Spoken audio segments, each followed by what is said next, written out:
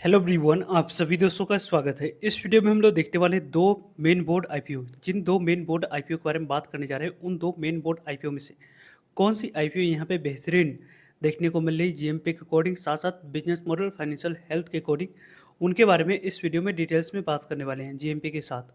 So video को अंत तक देखिएगा और ऐसे ही daily IPO grey market premium से जुड़ी अपडेट के लिए चैनल को सब्सक्राइब कर लीजिए। साथ ही कॉमेंट्स में टेलीग्राम ग्रुप का लिंक दिया गया है, वहाँ भी जुड़ सकते हो टाइम पे अपडेट के लिए।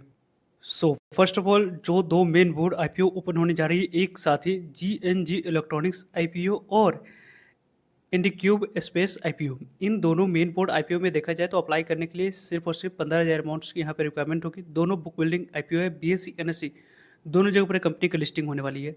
और दोनों की यदि हम लोग बात करते हैं तो यहाँ पे जो कंपनी के दोनों की लीड मैनेजर्स के बारे में बात करें, जो कि आईपीओ को मैनेज करे, जेएम फाइनेंशियल लिमिटेड कंपनी इस दोनों कंपनियों की लीड मैनेजर्स के तौर पर देखने को मिल रही है। इनकी ट्रैक रिकॉर्ड थोड़ी सी बेहतरीन देखने को मिली है।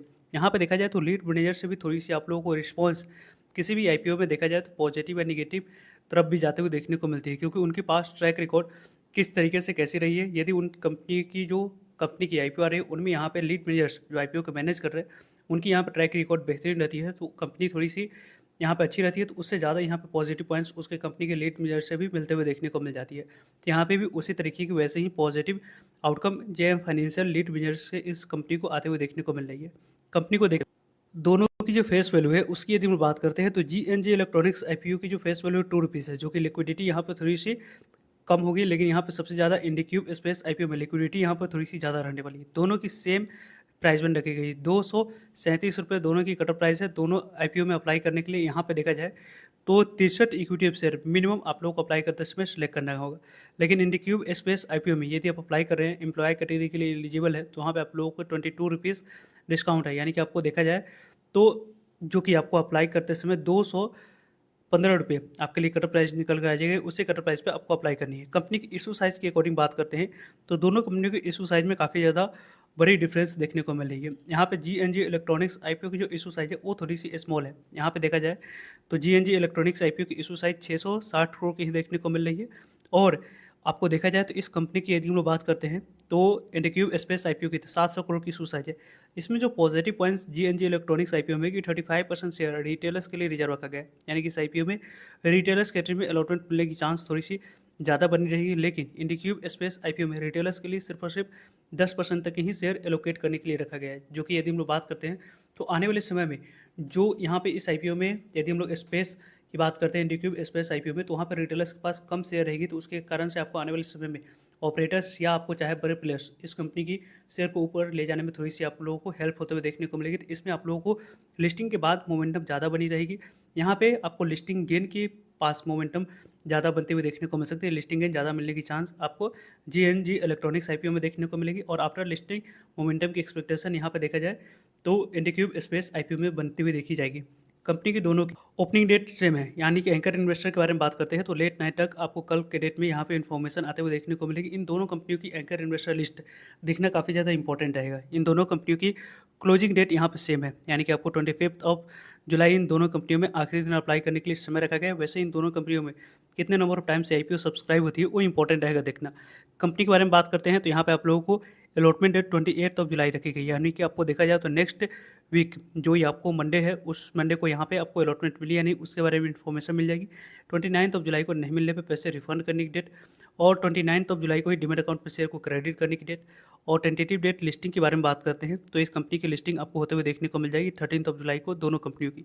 दोनों कंपनियों के बारे में बात करते हैं तो यहाँ पर दोनों कंपनियों में जो कंपनी की फाइनेंशियल हेल्थ ज़्यादा अच्छी उसकी यदि हम लोग बात करें तो कंपनी की फाइनेंशियल हेल्थ में डायरेक्ट हम लोग को इम्पैक्ट देखने को मिलेगी। सबसे ज़्यादा कंपनी की फाइनेंशियल हेल्थ में पॉजिटिव फैक्टर जो देखी जा रही है उसकी यदि हम लोग बात करें तो पॉजिटिव फैक्टर के तौर पे जो हम लोग को देखने को मिल रहा है वो यहाँ पे आप लोग को जीएनजी इलेक्ट्रॉनिक्स आईपीओ की जो फाइनेंशियल हेल्थ है वो यहाँ पे स्ट्रॉन्ग साउंड करती हुई देखने को मिल रही है।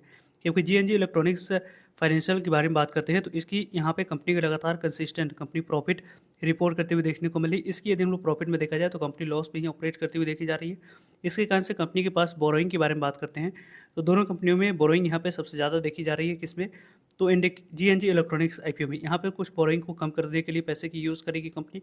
और इस आईपीओ में देखा जाए तो यहाँ पे आप लोग को आने वाले समय में दोनों कंपनियों की फाइनेंशियल हेल्थ की बात करते हैं तो जीएनजी इलेक्ट्रॉनिक्स आईपीओ की फाइनेंशियल हेल्थ अच्छी देखी जा रही है। और इसकी फाइनेंशियल हेल्थ ओके ओके यहाँ पे देखने को मिल रही है।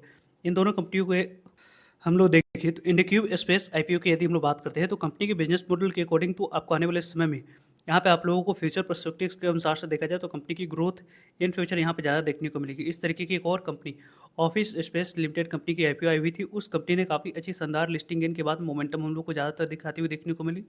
वहीं यदि हम लोग इलेक्ट्रॉनिक्स कंपनी के बारे में बात करते हैं जीएनजी इलेक्ट्रॉनिक्स आईपीओ की, तो इसी तरीके की एक और सेक्टर की कंपनी के बारे में बात करते हैं, उसको पीयर टू पीयर कंपेरिजन नहीं किया गया है। यहाँ पे डिक्सॉन टेक्नोलॉजी लिमिटेड कंपनी पहले से ही लिस्टेड है। उस कंपनी ने काफ़ी शानदार रिटर्न्स आईपीओ के बाद भी बनाकर देती हुई देखने को मिली है। तो इस कंपनी से ऐसी एक्सपेक्टेशन रखी जा सकती है।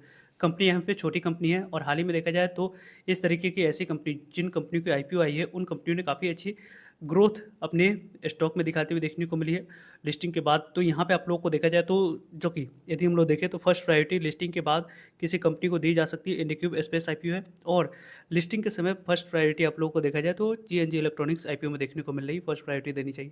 अलॉटमेंट मिलने के अनुसार से देखा जाए तो फर्स्ट प्रायोरिटी किसको दिया जा सकता है, तो रिटेलर्स को अलॉटमेंट मिलने की चांस यहाँ पे जीएनजी इलेक्ट्रॉनिक्स आईपीओ में ज़्यादातर देखने को मिलेगी। यहाँ पे देखा जाए तो आप लोगों को इलेक्ट्रॉनिक्स आपको इंडिक्यूब स्पेस आईपीओ में अलॉटमेंट मिलने की चांस सेकंड नंबर पर रिटेलर्स को देखने को मिलेगी। लेकिन स्मॉल एचएनआई और बिग एचएनआई कैटेगरी में देखा जाए तो अलॉटमेंट मिलने की चांस आप लोग को इंडिक्यूब स्पेस आईपीओ में ज़्यादातर देखने को मिलेगी और जीएनजी इलेक्ट्रॉनिक्स आईपीओ में दूसरे नंबर पे यहाँ पे देखने को मिलने वाली है। तो इन दोनों कंपनियों को हम लोगों ने पीयर टू पीयर कंपेरिजन नहीं है, बल्कि यहाँ पे दोनों आईपीओ एक साथ ओपन हो रही है, तो कौन सी आईपीओ में किस तरीके से कैसी फर्स्ट और सेकंड प्रायोरिटी होनी चाहिए उसके बारे में मैं अपने साथ जो भी यहाँ पे डाउट थी उसको यदि हम लोग बात करें तो आने वाले समय में जो भी आपको कमेंट्स में डाउट्स क्वेरी की जाएगी उसको हम लोग आने वाले समय में कई सारे जो वीडियो है इंपॉर्टेंट है उसमें हम लोग डिटेल्स में डिस्कस करेंगे एक एक डाउट करके। यहाँ पे इन दोनों कंपनियों की ग्रे मार्केट प्रीमियम को देखते हैं तो इंडिक्यूब स्पेस आईपीओ की जो ग्रे मार्केट प्रीमियम है ऐसा रिपोर्ट के अनुसार से अभी भी यहाँ पे 40 रुपीज़ पे इसकी ग्रे मार्केट प्रीमियम कारोबार करते हुए देखने को मिल रही है।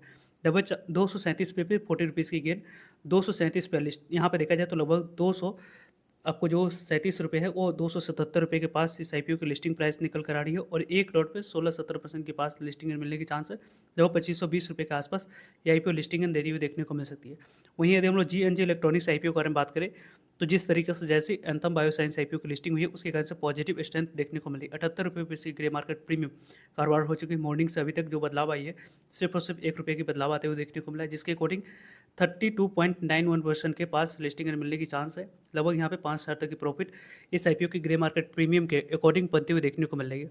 ओवरऑल इस कंपनी के बारे में बात करें हम लोग तो टाइम पे आप लोगों को सभी अपडेट पहुंचते रहेंगे। फर्दर इन दोनों आईपीओ की पहले दिन और दूसरे दिन ये कितने number of time subscription fair देखने को मिलती है उसके अकॉर्डिंग भी हम लोग फाइनल डिसीजन दोनों आईपीओ में से कौन सी आईपीओ फर्स्ट और सेकंड प्रायोरिटी होनी चाहिए अप्लाई करने के लिए उनके बारे में हम लोग टाइम पे आप लोगों को अपडेट देते रहेंगे। सो जरूरी रहेगा ताकि आप लोगों को अपडेट पहुंच पाए।